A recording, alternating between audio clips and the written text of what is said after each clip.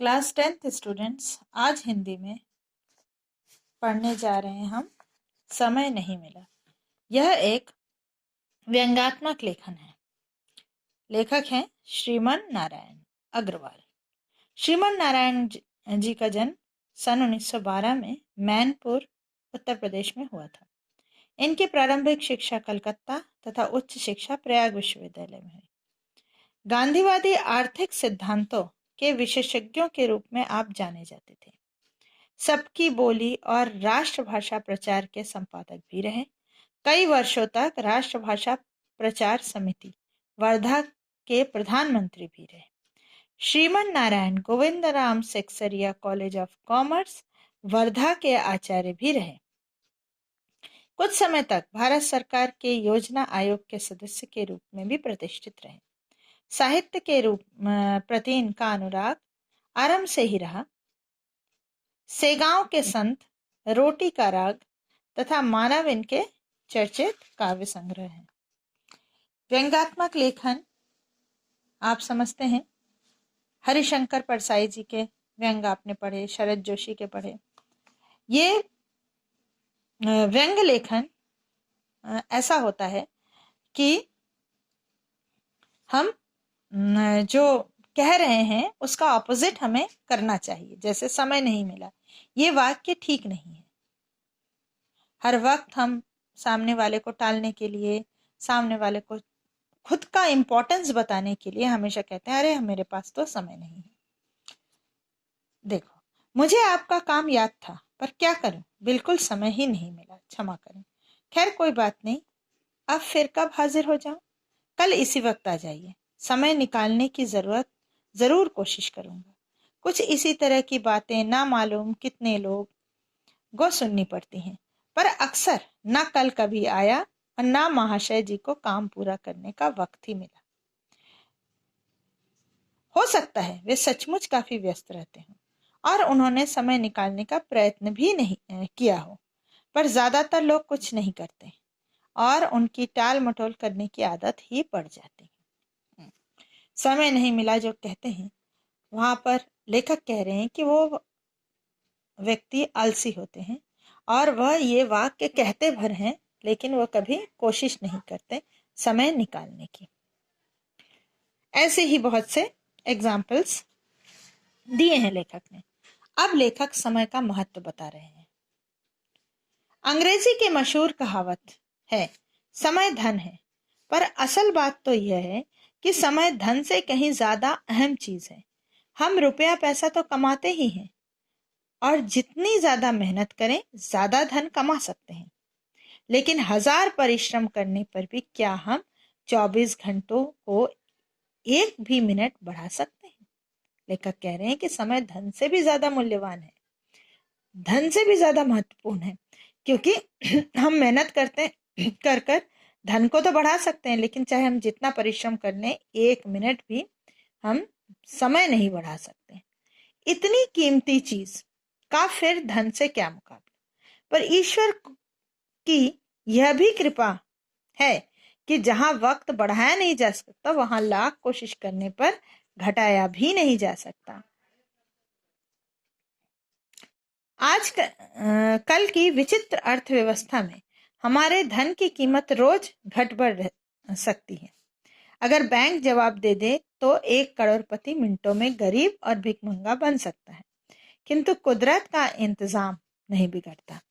समय के सागर में शेयर बाजार की तरह दिन में कितने ही बार ज्वार भाटा नहीं आता। धन की दुनिया में अमीर गरीब बादशाह कंगाल का फर्क है, पर खुशकिस्मती से समय के साम्राज्य में ऊंच नीच का भेद नहीं है। वक्त के लिए सब बराबर है, उसमें आदर्श लोकतंत्र है। लेखक कह रहे हैं कि धन में अमीर गरीब ऊंच नीच सब हो जाता है और धन ऐसा है कि जिस व्यवस्था ऐसी कर देंगे कि कोई भी अमीर व्यक्ति भी मिनटों में गरीब हो सकता है, लेकिन समय ऐसी चीज है वह गरीब के पास भी उतनी ही होती है और अमीर के पास भी उतनी ही होती है। और समय की दुनिया में क्या है, आदर्श लोकतंत्र है, सबको बराबर अधिकार लोकतंत्र मीन्स सबको बराबर का अधिकार। फिर भी हम उसका महत्व नहीं समझते। अब जो महत्व नहीं समझते उसके कुछ उदाहरण यहाँ पर लेखक पेश कर रहे हैं। पहला उदाहरण सन 1932 की बात है। महामना मालवीय जी ने उन दिनों प्रयाग में एकता सम्मेलन बुलाया था। देश के बहुत से नेता दूर दूर से सम्मेलन में शरीक होने के लिए पधारे थे। मैं तो उन दिनों यूनिवर्सिटी में विद्यार्थी था और नेताओं के दर्शन करने व उनके हस्ताक्षर लेने की लालसा से ही सम्मेलन के स्थान पर आया करता था। वह सम्मेलन सफल नहीं हो सका। उसका खास कारण तो ब्रिटिश सरकार के राजनीतिक दांवपेच ही थे, पर एक बात की और भी हमारा ध्यान गए बिना ना रह सका। सम्मेलन में शरीक होने के लिए नेता निश्चित समय पर ही आया करते थे, पर मालवीय जी की अनुपस्थिति के कारण वे थोड़ी देर राह देखकर तितर बितर हो जाते थे। उन्हें खबर मिलती कि अब मालवीय जी के आने में 2 घंटे की देर है। समय की इस गैर पाबंदी के कारण मैंने कई नेताओं को हताश व परेशान देखा।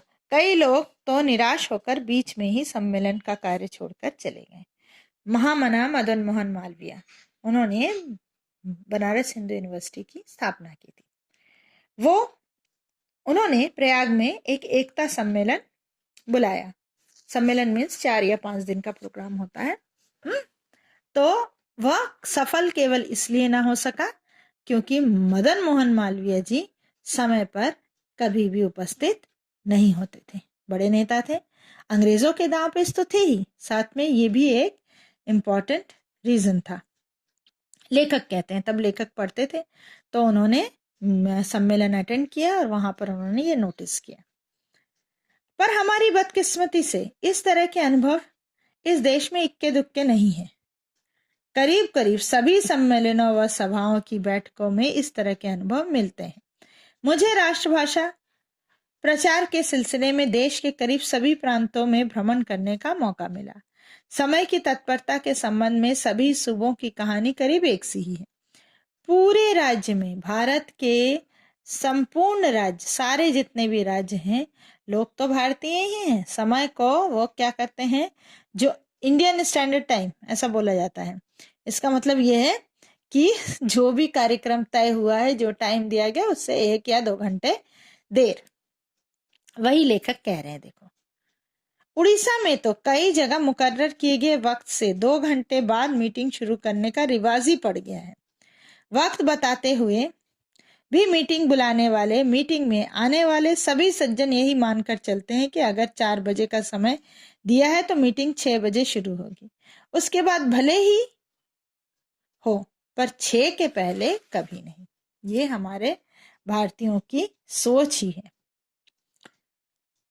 अब विदेशों में, अब तो हम खुद की तो बड़ी बुराई करते हैं कि इंडियंस टाइम पर कभी नहीं पहुंचते, भारतीय लोग पंक्चुअल नहीं होते, विदेशी लोग बहुत पंक्चुअल होते। अब विदेशी के बारे में सोचो, देखो कि लेखक क्या कह रहे हैं, और ये विदेशों में भी होता है। आप ये ना समझ बैठे कि यह हाल हमारे देश का ही है। इंग्लैंड व यूरोप के दूसरे देशों में भी समय की बर्बादी दिल खोल कर की जाती है। वहां की सभाएं वक्त पर होती हैं और लोग समय के पाबंद भी हैं। लेकिन अगर सिनेमा के टिकट लेने के लिए लंबी लंबी कतारों का दृश्य आप देखें तो हैरान होंगे कि जो लोग इतने व्यस्त दिखते हैं और सड़कों पर भी दौड़ दौड़ कर चलते हैं, वे इन कतारों में 2-2, 3-3 घंटे लगातार किस तरह खड़े रहते हैं और केवल यही राह देखते रहते हैं कि कब टिकट घर की खिड़की खुले। इन कतारों में जवान, बूढ़े, स्त्री, पुरुष सभी रहते हैं। कभी कभी 3 घंटे खड़े रहने के बाद भी थिएटर में जगह ना रहने के कारण कुछ लोग वापस चले जाते हैं। अगर आप अपने समय का पूरा फायदा उठाते हैं और 1-1 मिनट भी बर्बाद नहीं करते तो आपको मुबारकबाद। अगर नहीं तो क्या आप अपने जीवन पर गहरी और तीखी नजर डालकर देखेंगे कि आप कितना वक्त जाया करते हैं और उसका क्या सदुपयोग किया जा सकता है। अगर सिर्फ सुबह ही जल्दी उठना शुरू कर दें तो आप काफी समय बचा लेंगे और दिन भर आप स्फूर्ति भी महसूस करेंगे। ये तो आज की पीढ़ी के लिए बहुत कठिन कार्य है, वो है सुबह जल्दी उठना। पर मेहरबानी करके आप कहीं मशीन की तरह भी ना बन जाए, ये भी कहा गया है। लेखक ने ये चैप्टर बड़े अच्छे से लिखा है कि डिसिप्लिन, टाइम टू टाइम काम करना ये जरूरी है, लेकिन इतना जरूरी भी नहीं कि कभी हम बैठकर कि करेंगे सोचकर थोड़ा रिलैक्स ना कर सकें। घड़ी की सुई के साथ दौड़ लगाना हमेशा जरूरी नहीं होता है, क्योंकि हम इंसान हैं, मशीन नहीं। घड़ी के ठोके के साथ अपनी जिंदगी की ताल ना बैठा लें। अगर अपने कार्यक्रम में आपने जरा भी लचक न रखी, तो उसमें भिन्नता की गुंजाइश न रही हो, तो भी आप अपना और अपने घर वालों का जीवन सुखी न बना सकेंगे। फिर तो शायद आपका मिजाज भी चिड़चिड़ा हो जाएगा और आप दूसरों पर जो अपना समय जरा भी बर्बाद करते हैं नाराज होना शुरू कर देंगे। हाँ, आप इतने पंक्चुअल हो जाएंगे, इतने समय के पाबंद हो जाएंगे कि जो सामने वाले आपके परिवार के लोग हैं वो अगर नहीं करेंगे तो आपको गुस्सा आएगा। बस खुश मिजाज रहकर और दूसरों को भी निभाकर आप अपने वक्त का जितना अच्छा उपयोग कर सके उतनी ही आपकी तारीफ है। हाँ, और कृपया आज से किसी से यह ना कहें कि मुझे समय नहीं मिला।